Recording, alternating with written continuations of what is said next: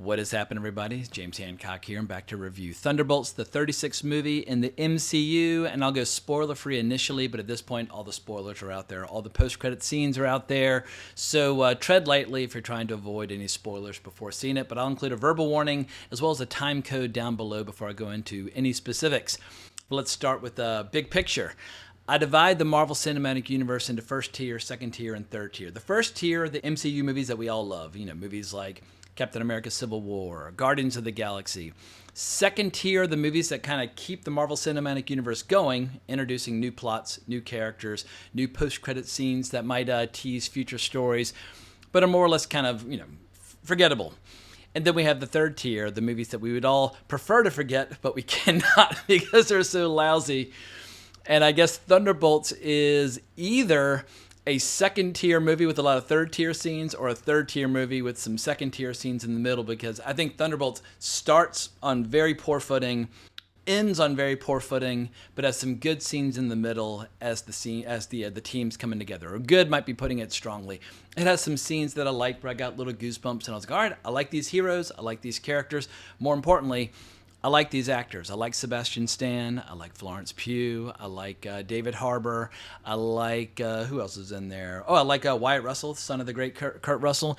There are a lot of good actors in here who they deserve a better vehicle for their talents than Thunderbolts provided. And I think the main problem with Thunderbolts is that the writers and the director, they're just, they're TV people. And if you hire a bunch of people from the world of TV to make your movie, well, then it's just going to come across like, a run-of-the-mill TV show, and it's amazing just how generic and plain and unexceptional a lot of this movie feels when this is the MCU. They're spending like close to $200 million on it. It should look and feel like $200 million every step of the way, especially as they're trying to kind of rebuild the MCU as they lead up to Avengers Doomsday. But for those of you who are interested, director Jake Schreier comes from the world of Beef, the Netflix show. I think he directed 6 episodes. And I did like Beef, but I like Beef a lot more than I like Thunderbolts. And then writer Eric Pearson has a ton of experience, was one of the writers on Thor Ragnarok, as well as Godzilla vs. Kong, Black Widow, not a big claim to fame, and Transformers 1. And writer Joanna Kahlo also worked on The Bear as well as Beef. But the biggest surprise for me with this movie was just how limp and lackluster, bordering on amateur, a lot of the action scenes were. Like when you have a team that's largely made up of people who punch and shoot, as they say in the trailer, well then you expect some really cool punching and shooting. And when we just had Havoc come out this past weekend on Netflix, which soared to the top of their charts as the #1 movie on their platform right now, where you see legitimate, hardcore, balls-to-the-wall shootouts, amazing mixed martial arts, amazing everything. Anytime somebody's either punching or kicking or tackling or shooting or doing anything in that movie, it's fucking awesome. And so that movie is very fresh in my mind. And if you compare the action of Havoc to the action of Thunderbolts, it's kind of humiliating. Like Thunderbolts is not even remotely in the same conversation. And anytime somebody uses their powers, it gets like borderline, like unprofessional. Like there's this one scene, I don't mean if it's a spoiler or not, but John Walker tries to do a jump because John Walker is strong, and the camera kind of points away so we don't actually see him jump, and then just shows him land, and it's just inept and it's pitiful. And then later on in the movie, like the one main kind of superpowered action scene between the Thunderbolts and their main adversary, it's awful. Anytime somebody actually does something super heroic, these really clumsy like digital substitutes immediately take over the action that don't look remotely compelling or believable. This is fucking Disney, and once again, they spent $200 million on this thing, and it looks like complete and total shit. And so if you have a team that's based on shooting and punching and kicking all kinds of ass, at a certain point, you need to deliver the ass kickery, and this movie absolutely does not. And because this is a run-of-the-mill Marvel movie, of course we have to have constant attempts at humor, and I'd say maybe 95% of them meet with total failure. There was one knucklehead in my theater who was giggling uproariously at each and every single attempt at humor, which kind of almost like soured my mood and made it all the more impossible to get on this movie's wavelength, because David Harbour, he's doing his best. He's got loads of charisma, loads of charm. He can do what is required of him, but as the old expression goes, if it ain't on the page, it ain't on the stage, and they just give him so much weak material. And Sebastian Stan, we've been watching him now as the Winter Soldier for more than 10 years. Love him in Winter Soldier. Loved him in Civil War. Loved him in Infinity War. Bring on Sebastian Stan as Bucky Barnes. We all love Bucky at this point. But he's just kind of got this bland, generic, boring role to play in the story. The real star of the story is Florence Pugh, and since the writer was one of the writers on Black Widow, that makes sense. But it's like, just give us then a friggin', what's it, Yelena? What the hell is her full name? Yelena Belova? Yelena Belova. Just give us a Yelena Belova movie if that is your main goal with this movie. But I guess if they tried to make a Yelena Belova movie, they worried that it would do even poorer than Black Widow did, because Black Widow is one of the worst movies in the Marvel Cinematic Universe. What is in the tier 3? Anyway, Black Widow's definitely in the mix. And also from Black Widow, we have Taskmaster, a character who should not have been in Black Widow, and definitely should not have been in Thunderbolts. I'll get to this in my spoilers, but you want to talk about a character being complete and totally, utterly wasted. Holy shit, Taskmaster. I mean, I would, if I were Olya Kurylenko, the actress behind Taskmaster, I would fire my agent, I'd fire my manager, I'd fire everybody I'd ever met in show business if it led to her appearing in this movie, and at least the way that she was deployed as an actress. What can I say that's positive? There are some moments where the team is coming together, where they're starting to bond and talking about their checkered histories and all the problems they've had, and all, kind of like the darkness at the core of their soul, and what is going to be their sense of purpose moving forward, and what can they do as a team? Can they be useful as a team?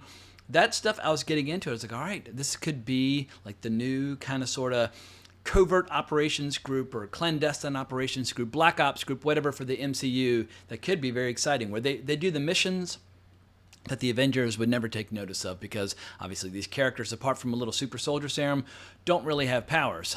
But then as the movie shifted into its completely and totally disappointing ending, all that goodwill was eradicated, and I found myself kind of gnawing on my teeth in frustration over just how weak this movie is, because I thought we were in bad shape with Captain America Brave New World, which came out only a couple months ago. This movie would love to be as entertaining as Captain America Brave New World. As I said repeatedly, Captain America Brave New World was just fine. It wasn't good, wasn't bad, it was just fine. It was one of those tier 2 Marvel movies that introduces characters and keeps the trains moving, but doesn't necessarily reinvent the MCU. Thunderbolts is one of those movies that's going to kind of be like an anchor or a drag on the overall momentum of the MCU, and I don't see that momentum shift coming anytime soon, because I have a feeling Ironheart is going to be an abysmal failure in Disney Plus in June, and Fantastic Four, every time I see that trailer, I like it less. When you hear that song and thing going, Fantastic Four.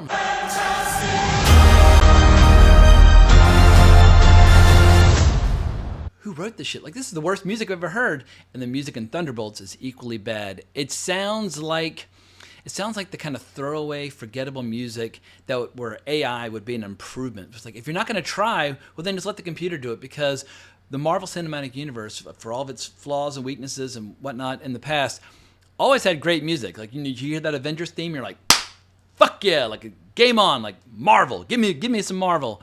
And that those feelings are totally absent from Thunderbolts. What makes it all the more embarrassing is that it's visibly straining to try to achieve those emotional beats toward the end and completely comes up short. And this is yet another Marvel movie that makes the joke at the end of the trailer for Friendship all the more amusing. And if you don't know what Friendship is, it's an A24 dark comedy that comes out in a couple weeks. It goes into limited release next week, but then into wider release 2 weeks later. But at the end of the trailer, we get this great bit where this character says the following.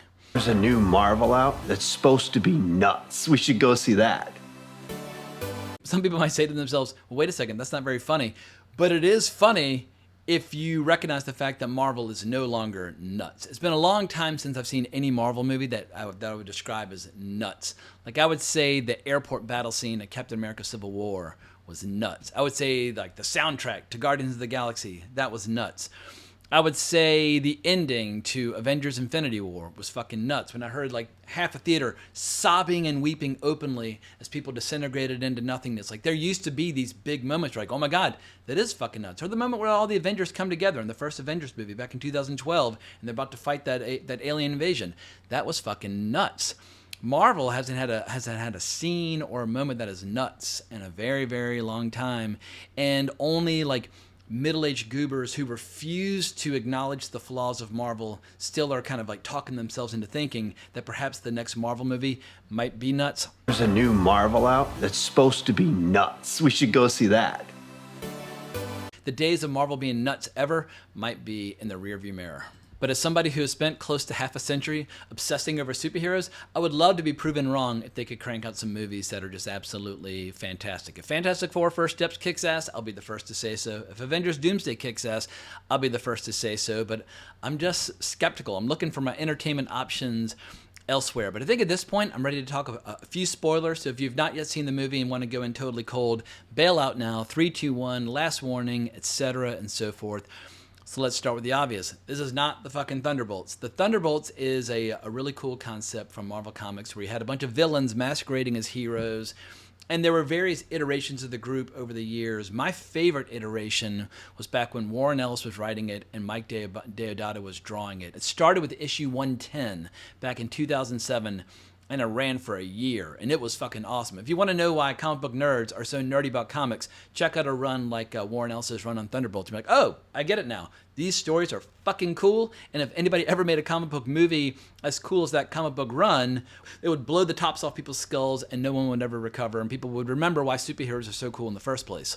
But as it turns out, and this had been spoiled for me ahead of time, this is a backdoor way of introducing the New Avengers. And the first time I heard the term New Avengers was back when Brian Michael Bendis redid the team to include like Spider-Man and Wolverine and Luke Cage and Sentry, who's in this movie, as well as Captain America and Iron Man.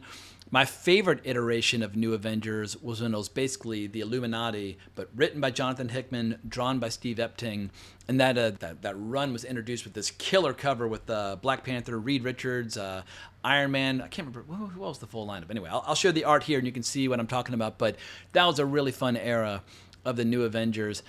I don't know what they're going for with these guys as the New Avengers, but I guess I'll be excited to see some of them in Avengers Doomsday. But poor Ghost, it's like, why is she even in this movie? I recognize that this movie is an attempt to like use all the dangling characters and dangling plot lines that have been introduced in subpar shows and movies, but they don't really give her a lot to do in this movie, and I don't even really know why she's in the movie. I get why Florence Pugh's in the movie. Florence Pugh's a big massive star. People love her and adore her. I'm not convinced that her character is ever going to really catch on, but at least she looks sexy and cool and dramatic. They just keep giving her just such weak material throughout the entire movie because her character is a little depressed, David Harbour's character is a little depressed, everybody's depressed, and the main villain, Sentry, a.k.a. The Void, is also depressed. And as it turns out, this whole movie is going to be fixed and finished with a group hug and a little group therapy and everybody being nice to each other and telling each other nice things. And I was clawing my fucking eyes out. I could not believe that this movie was going to end with 20 or 30 minutes of like hellish introspection, ending with a group hug.